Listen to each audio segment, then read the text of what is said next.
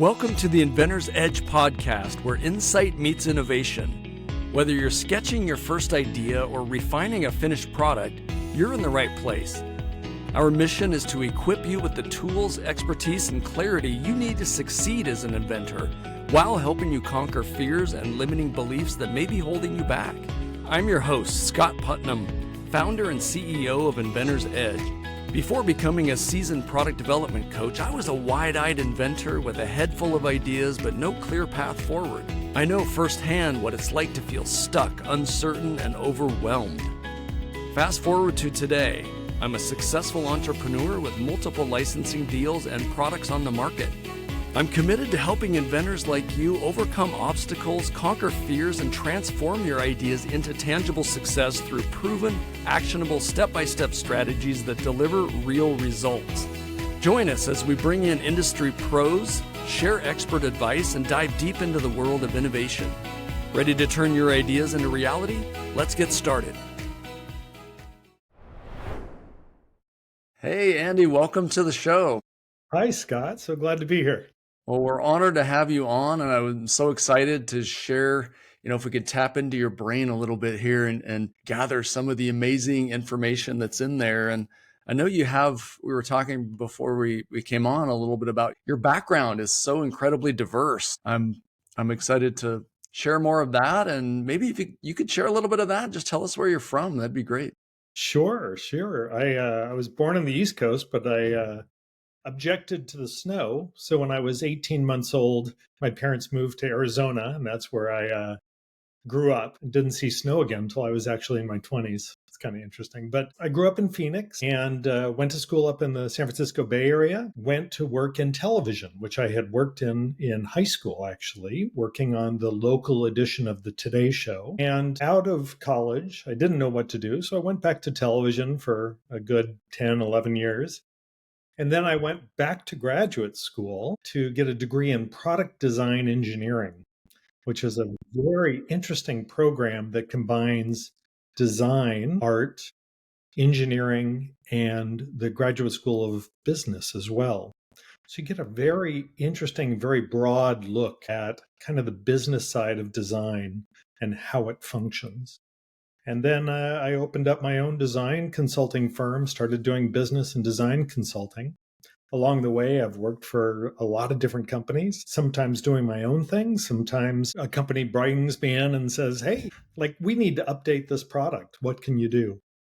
Or sometimes they just say, we need somebody who can brainstorm about this. What can you show us?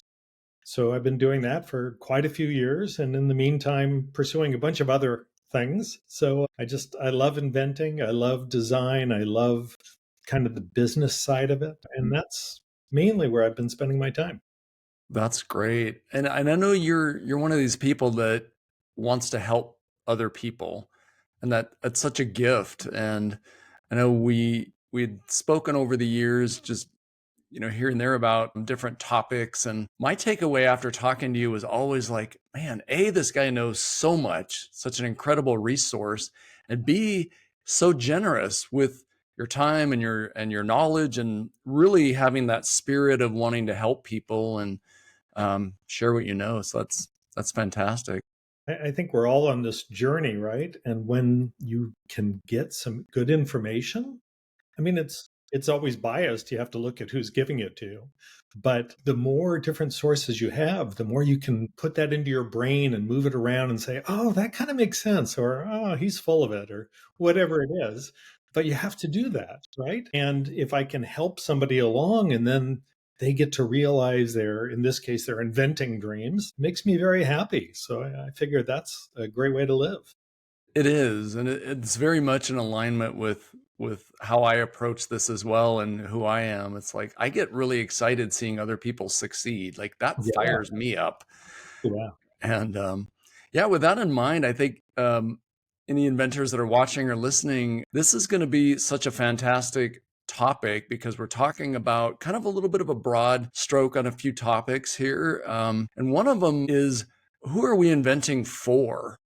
I think a lot of us come up with ideas and it's like, ooh, this is the coolest thing. It's going to make $1 bazillion and I can't wait to get it out there, without really thinking it all the way through the process. They know it solves a problem. But can you talk a little bit about, if we think about who are we inventing for kind of as a topic for this first segment, that'd be great.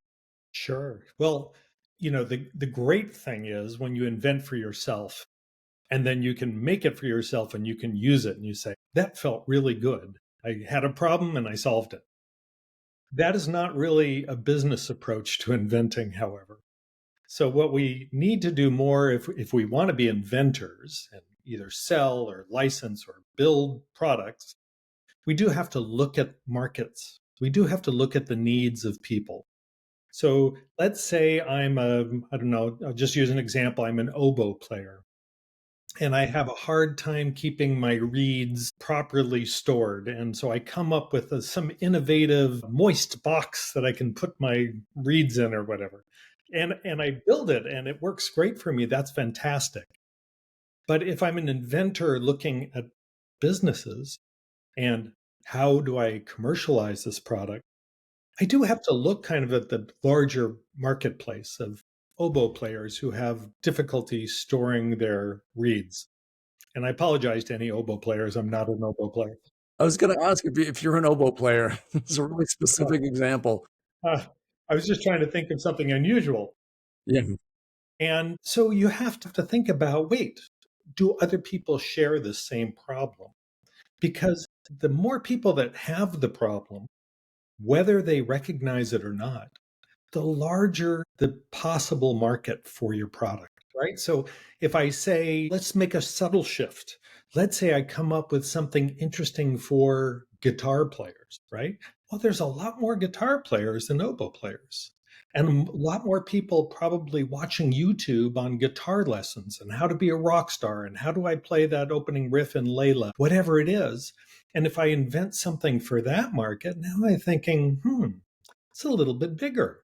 I could be at the NAMM show, the big music show, and maybe selling this new guitar pick that allows me to strum differently, whatever it is. So we always want to look at these types of things. And this is something you see a lot in, for instance, Silicon Valley right now. They always talk about what's your total addressable market and kind of forget the words. You just want to say, how big is this market? And most of the time, you can get onto YouTube or Google it or wherever you want to go and look around and see, is anybody got something like this? How big a market is it? Do other people feel the same pain I'm feeling that I'm trying to solve? And that's really a great first step if we're going to try to invent something. Even if we just have this great idea, we still want to kind of run it by the marketplace and see, are people going to want to buy it? And if so, what's going to be the price? And if that's the retail price, how much is it going to wholesale for? And if it's going to wholesale for that, how much do I have to make it for? These Yeah. are all things we should talk to ourselves about because otherwise we chase down these rabbit holes and maybe we end up with a product that we spend a lot of money producing prototype for and there's nobody to buy it. Yeah. That's the thing I think a lot of newer inventors get into is like, hey, this solves a real problem that I'm having.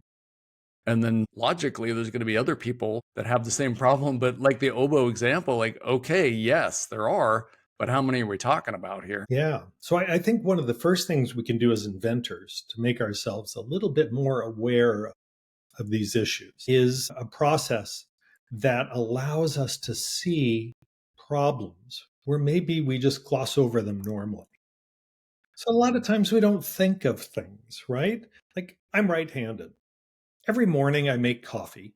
I fill up a carafe. I fill up like 12 cups worth and I pour it into the coffee maker. But I am aware that the coffee maker was built for right handed people. Because if I use my left hand, which isn't as strong as my right hand, I can't really pour it into the same area, the little tank in the coffee maker, because it's blocked for that side. And I think, why wasn't this designed for people who are either ambidextrous or left handed? Well, the market says it's only, it's less than 10% of people out there, or, it's just not worth it. But it is worth it. It is worth it to make our designs better and to be thoughtful for others. And so I think there's a way to go about looking at the world that allows you to see more possibilities for invention. There's a couple of techniques we can get into about how do we come up with these ideas in the first place? Not just the ones that bother us that we've held in our head for the last 10 years, but really looking at how do I design. Yeah, that's such a great point. Before we get into how do we come up with ideas and some techniques for that, can you talk just a little bit more about somebody has a great idea? Let's say it is a guitar innovation or accessory or something. How do they know how big the market is? How should people approach researching the marketplace to find out? Because I talk to inventors all the time, and they're one of the first questions is my product marketable? How do I know if it's marketable? Like if the market's going to embrace this, are people going to buy it? Yeah, Are there a few other little tips and tricks there, or what would you recommend? sure. I mean, in the back of your brain or in the back of my brain, I always remember that no one really knows, right? Things come out and you say, man, that should be selling like crazy, and it doesn't. And Hmm. other things you think, there's no way.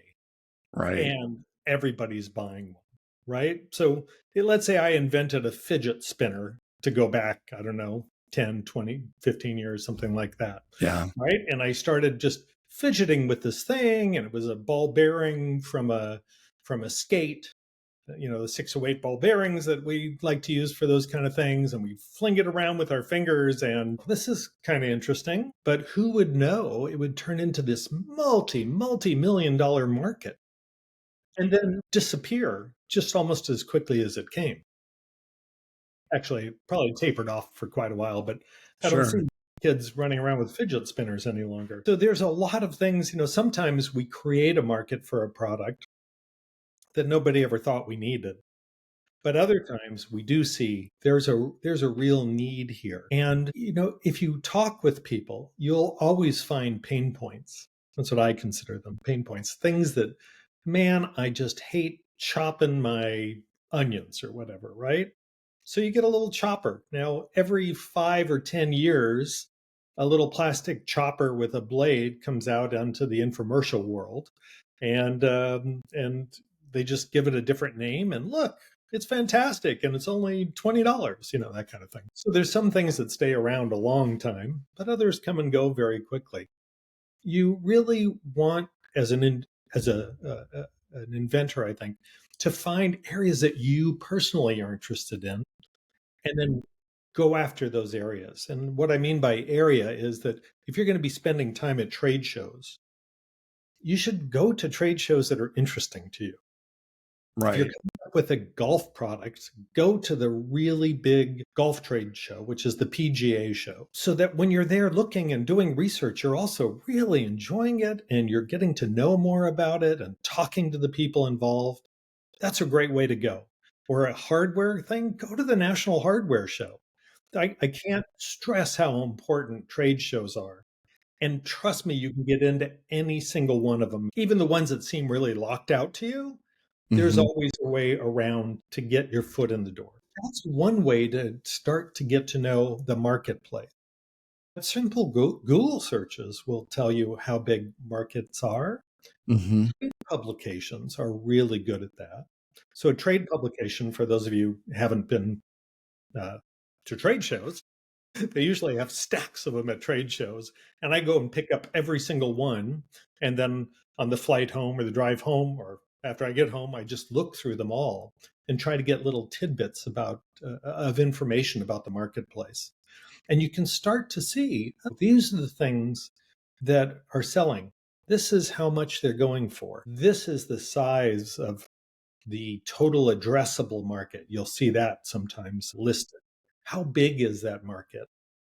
And sometimes it shocks you that a marketplace would be as big as it is. And sometimes it'll surprise you that other products, maybe our oboe reed keepers, kind of a small marketplace.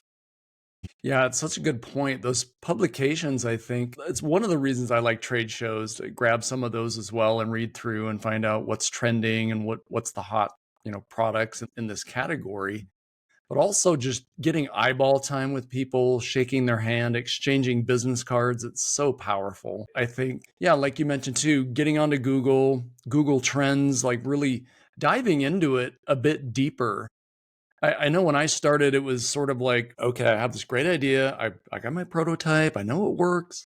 Now I'm just going to go, hell bent on just getting it out there with almost like reckless abandonment, like just going for it because I was convinced it was a bazillion-dollar idea and, everybody would want it and all that stuff. And it's amazing how through the inventor's journey, you sort of mature and learn more. Part of it are educational podcasts and just things like this where you can share good information. So that's such a good Yeah, point. I've failed so many times with products, and it's because I didn't really understand every aspect to them. So I've made some phenomenal products, but didn't have the marketing chops or the budget or the knowledge to get it out there. And that's a big part of it too. So you have to also know what's distribution like.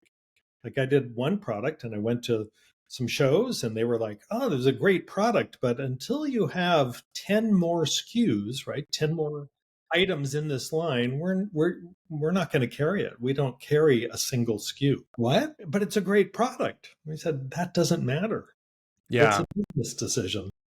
it is. And I think for a lot of inventors, including me, especially in the beginning, like looking at this whole ecosystem through a business lens, putting on the business glasses and saying, okay, I'm going to take a break from the wide-eyed inventor thing and I'm going to look at it and what you're doing is really trying to look at it through their eyes because they're Mhm. not over the moon excited about it. They haven't been working on it. Like they're just learning about it.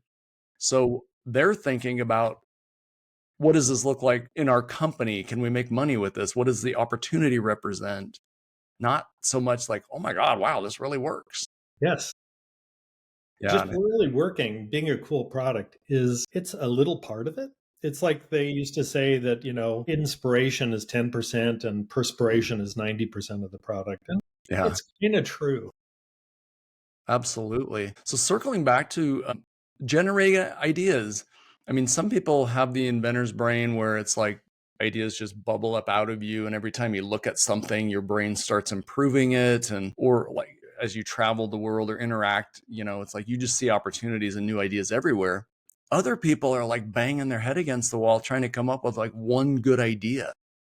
Can you talk just a bit about just some techniques or some ways people could generate new ideas? Sure. One of I guess the most important skill that I've always brought to the table as an inventor is my ability to see things with zero knowledge. I turn myself into a total idiot. And it's true. Not that other people wouldn't agree that I'm normally that way, but I can look at a market or look at a product and think as if I know nothing about it. I don't know anything about the market. I don't know anything about what it does. I just am, okay, what's this product? How does it work?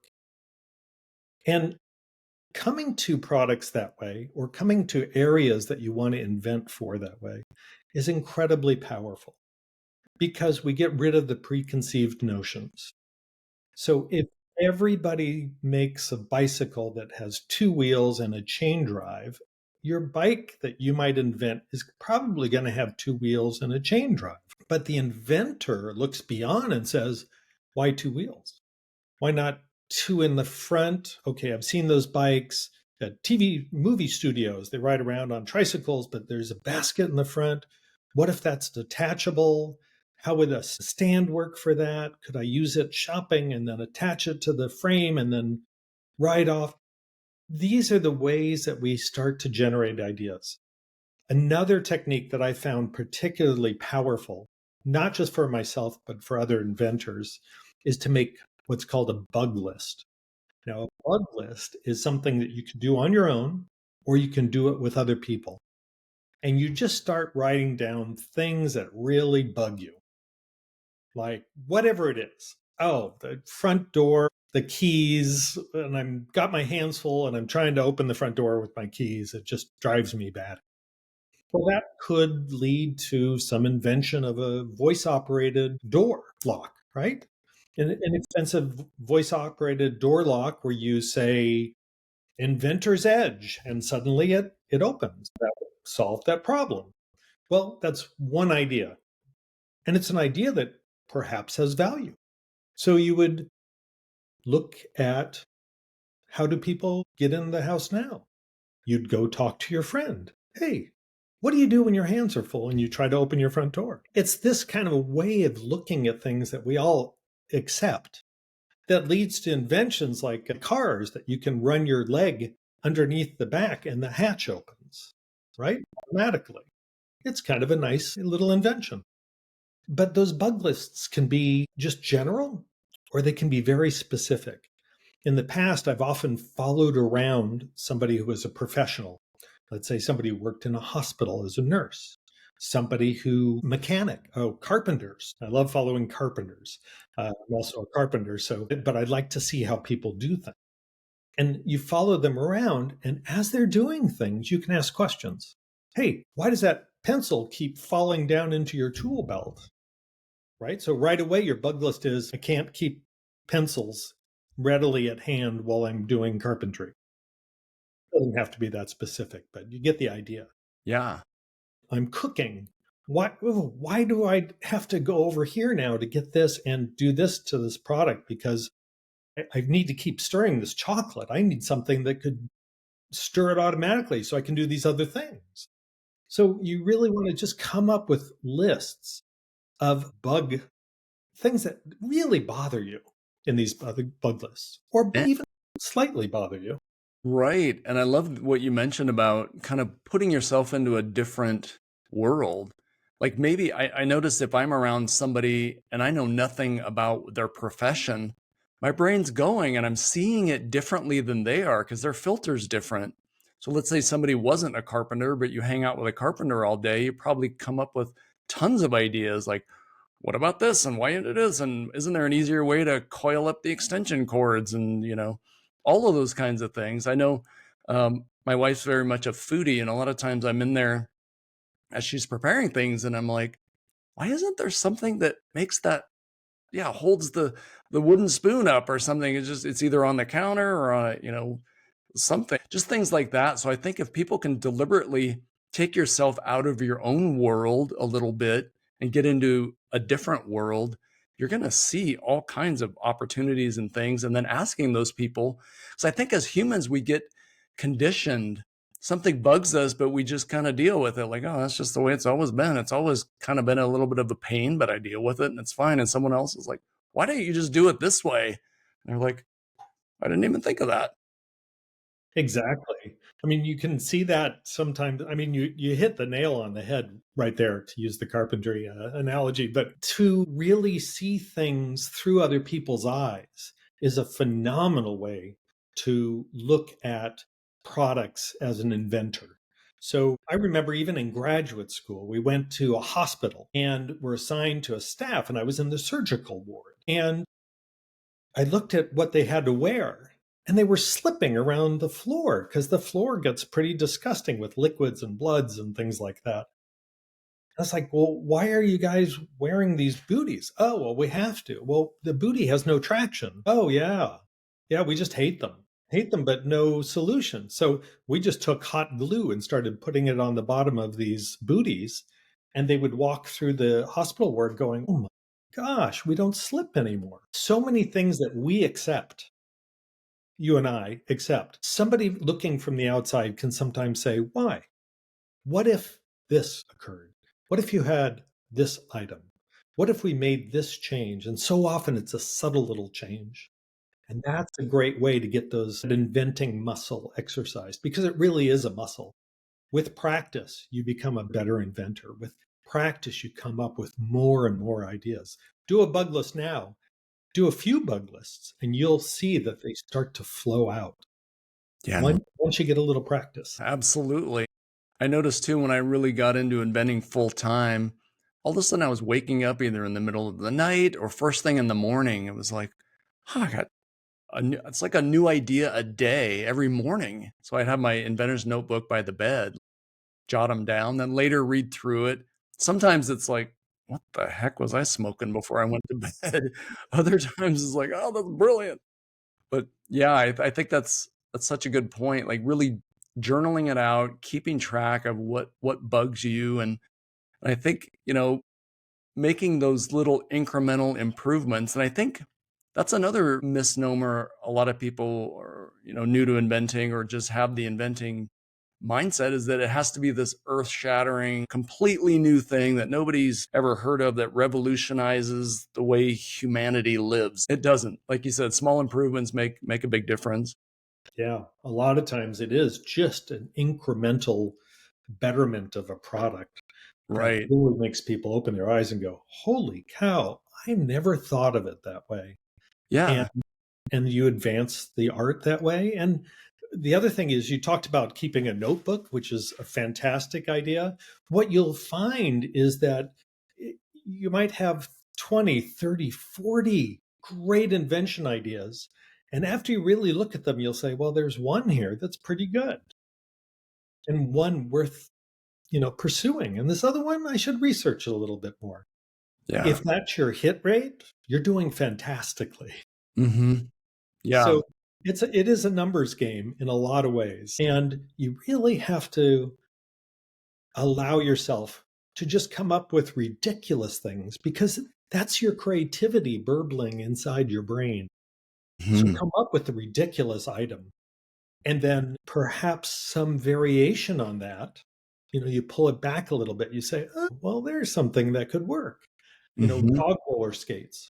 I'm not sure my dog wants to be on roller skates, but somebody came along and then figured out padded dog shoes for dogs that are in snow who don't have paws that are built for snow. And there's a lot of markets for pet devices, but somebody comes up with that, and then they invent it, they sell it, they make a lot of money, and a lot of pet owners are happy.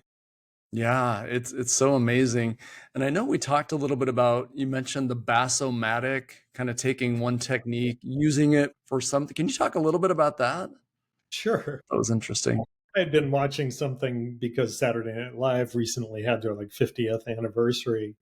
And I remember they had one ad for something. It's hard to remember now, but it was both a furniture polish and a shake, or delicious shake, something like that. Or the Bassomatic, right? It's a blender, but you could put fish in it and then drink it down. And just that kind of weird juxtaposition, that's also a great invention idea technique, because you can take different disparate elements and try to put them together. Yeah. And if you do that, I mean, sometimes you come up with a ridiculous Hmm.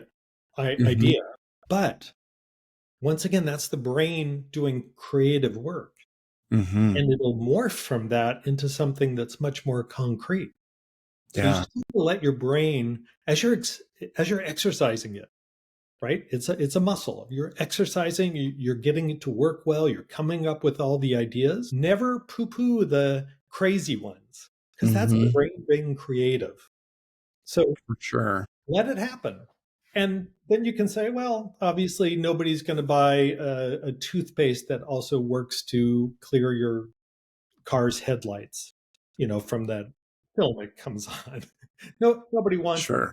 But there is some other kind of idea there. Chunky peanut butter has granules. So I do a granulated soap that could polish headlights. There's just ways to work with your brain and Hmm. know your brain better. And that's, I think, a key for every good inventor, is to understand how their brain works, how Hmm. to get what we call hemispheric fusion, a little bit of left with a little bit of right, right? The Hmm. rational with the really creative. You really want them to work together. And that happens through practice, because you actually begin to develop the neural networks that go across the brain. Hmm. And that's when your mind gets really fertile for this Yeah. inventing. That's so powerful. And I think a lot of people start to kind of govern themselves. Like, let's say you're trying to think outside the box, and then if it becomes too ridiculous, it's like, all right, stop, let's bring it back. And they don't necessarily, so you're saying just let it go, let it soar, let it get as ridiculous as you want, and just see where that ends up. Yep. I mean, yeah, that's Yep. such a huge thing, and that's a little bit of what I did with Swat and Scoop. When I created the original scooper, it was just a scoop, and I made it out of cardstock, and all I was trying to do is spiders off the wall and throw them outside. Yeah, And then one day it was sitting there kind of next to the fly swatter, and it was like, maybe some people want to kill them, they want them dead, but then they don't want to go get a tissue. So it was like light bulb moment, how do I put these two together? And then those wheels start spinning. exactly. And that's really just taking two different features or two different products and kind of just putting them together.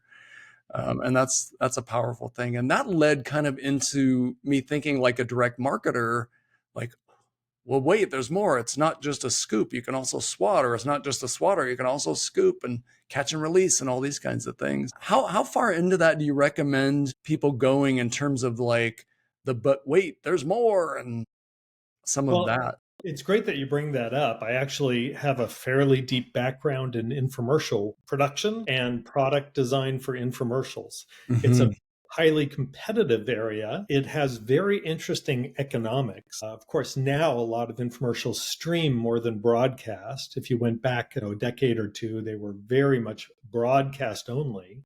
Now they're kind of all over the place. But they had very unusual economic restrictions. That is that if you, let's say it's 3 easy payments of $33.33, right? So it's $100 product. They would always say that they had to have it landed here from China typically for $12.50, right? So it's an 8-time markup, which is pretty significant. That industry is a great template for inventors. And I don't mean the idea of having to have that big markup or the way they design products that sometimes aren't very good. What I'm referring to is exactly what you said, but wait, there's more. Ron Popeil, that was his legend line. But what you want to do is you want to think about a direct think as a direct marketer, because they tell the story so beautifully in 30 seconds or a minute. And what do they usually start with, right? Oftentimes it's the problem. It's in black and white, right? So there's a harried young woman. She's pulling her hair out. Her dishes are stacked. Oh my God, there's so many dishes. If only there was a way I could leave this behind. It's in black and white. And there's the problem, right? Dishes piled up in the sink. And then a dishwasher. And then she's, of course, beautifully coiffed and barely sweating, and she just pushes the bits. And look, little Timmy puts the dish in on his own. And look, he put the fork in the little silverware holder. And what do? I push a button and it's done. I go have drinks on the veranda and I come back. My dishes are spotlessly clean and dry. Yeah. So it's that storytelling is a fantastic model for us inventors. So if it's, let's say it's your products, your swat and scoop, right?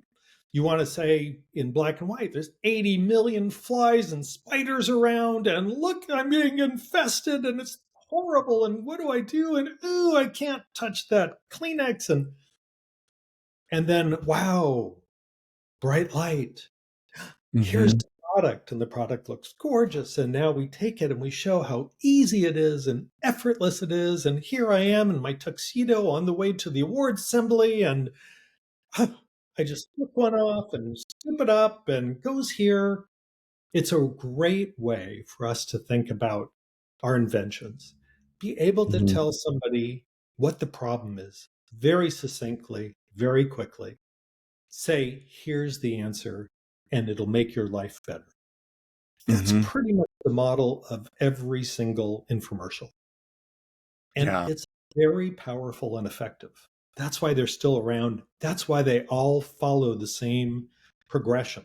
So get online and just look at them and watch what is the marketer doing to make us think that this is something we want, that we'll pay for. They have it down. I mean, it really is a science. And you can go to a lot of these DRTB companies' websites, like All Star, Merchant Media, Telebrands, and a lot of them, there's lots of videos on there you can watch and kind of break it down. And they have it down to, okay, we're going to spend X number of seconds on the problem. introduce the product as the solution. And then, yeah, there's so much science behind those. It's really a powerful thing. I hadn't really thought of the infomercial model as a way to think through a product. That's really interesting. So Yeah, I seeing think this, it's helpful because yeah. if our product can solve a problem, if we can illustrate that problem, make it look like so many people have that problem, Hmm. product comes along and solves that problem. That's your elevator pitch. That's in your marketing to companies maybe that would be distributing this product or manufacturing this product or selling it retail. You'll get your friends involved. You'll show them, hey, here's my one sheet. This is going to say, here's the problem and here's how I solved it. Or Right. you listen to this pitch and just have a 30-second pitch. What do you think? Yeah. It's very helpful when we're inventing to hear other people's ideas about what we're perceiving as a problem and how we want to solve. Yeah. And being objective about that, I think, and you don't need to shout your product out to the world, but just taking a few close friends that aren't afraid to tell you the truth because you're the closest to your product of anybody. So your filter is very different than someone that's just seeing something for the first time, and you're definitely biased toward it. So Yes. to have someone look at it and say, I don't really think that's a big problem, but I could see where it would solve this other thing that maybe you didn't even think of, or confirmation that, wow, that's amazing. Yes, that's a huge problem. I deal with it all the time. Hurry up, get it to market so I can buy one. Yeah, so often as inventors, we come up with problems that we're experiencing personally and a design for a product that solves that particular problem. But we do have to do our homework. We have to go out and find out, is this like a bug Hmm. for other people? Do other people want to solve this problem? And a lot of times they get to say, hey, I don't do that. I just use this other thing and it's fine. Yeah, Don't let that discourage you, but do let it inform your decision whether or not you're going to go down this product design or product invention road. for sure. Yeah, it's such good fuel for thought, as we're approaching our own products and really thinking through the entire from the idea all the way to what's the user experience, how are they going to use it, and how are they interacting with the product. And I think getting a lot of that feedback is so important. I know that I want to have you back on for future episodes. I know topics like prototyping and packaging and all the retail considerations and scaling and market entry. I feel like we could do a series of these podcasts and really keep bringing good information. With that in mind, any final thoughts for our Inventor's Edge listeners? You always have to listen to the gut. You gotta sometimes go against the trends, go against what seems to be the common knowledge. Now, that might sound juxtaposed to what we've been talking about. That might sound like, wait a minute, didn't you just tell me I need to get all the advice from all these other people and look at the market and do all that? And in a kind of a professional business sense, yes, you do need to do all that stuff. But when you're really inventing and coming up with ideas, once again, as I said, my greatest skill is being an idiot when I need to be.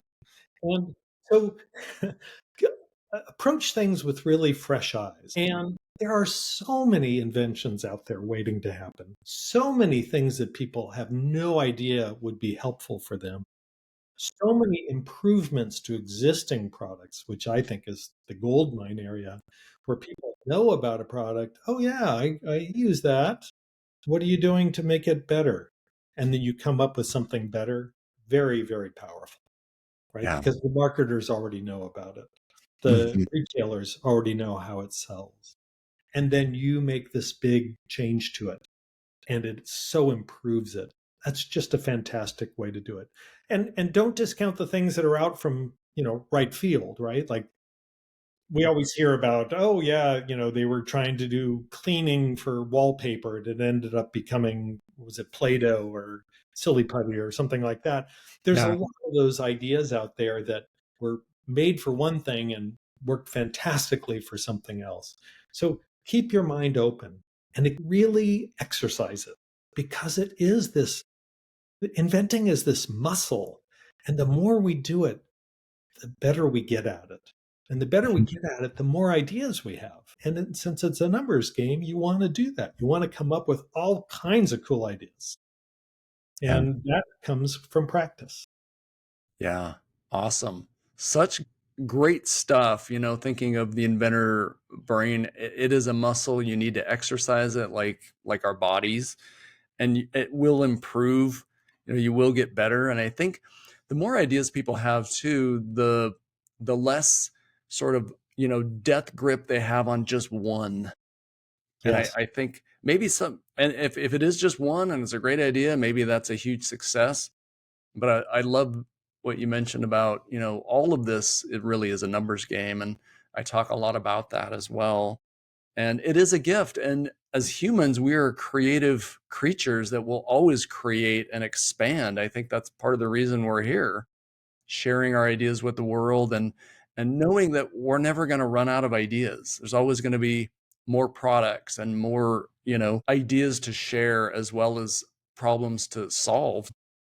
Yeah, the parallel for me is when I was a kid, I used to write music a lot because I started playing different instruments and was in bands and things like that. And sometimes I would sit down to write a song and I'd be like, oh my gosh, everybody's already written everything there is to say about love or breakup or attraction to somebody. And, decades later, it's endless, right? That creativity that you bring to your field, to the product design in this case, right? Or inventing, it's endless. It just keeps going. You'll never run out of ideas. And the more you exercise your brain, the better you'll be at. Let's end it there. That is such poetry. How can people get in touch with you if they want to maybe connect with you? Or Sure. Just reach out to me on LinkedIn. That's usually one of the best ways. I'm usually running around doing stuff. And I also have a young family. So I'm pretty busy, but I will eventually get back to you. If it takes a little while, I apologize. That's awesome. And we'll put your LinkedIn profile, your bio down below here.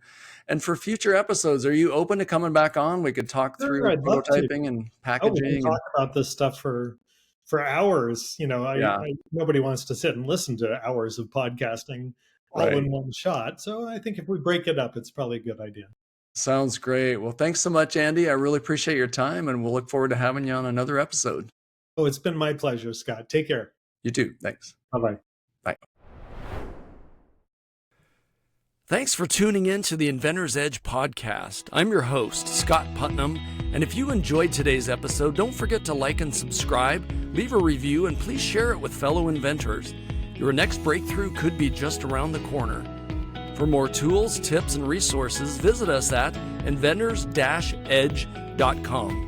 Until next time, invent with purpose, innovate with passion, and bring your ideas to life.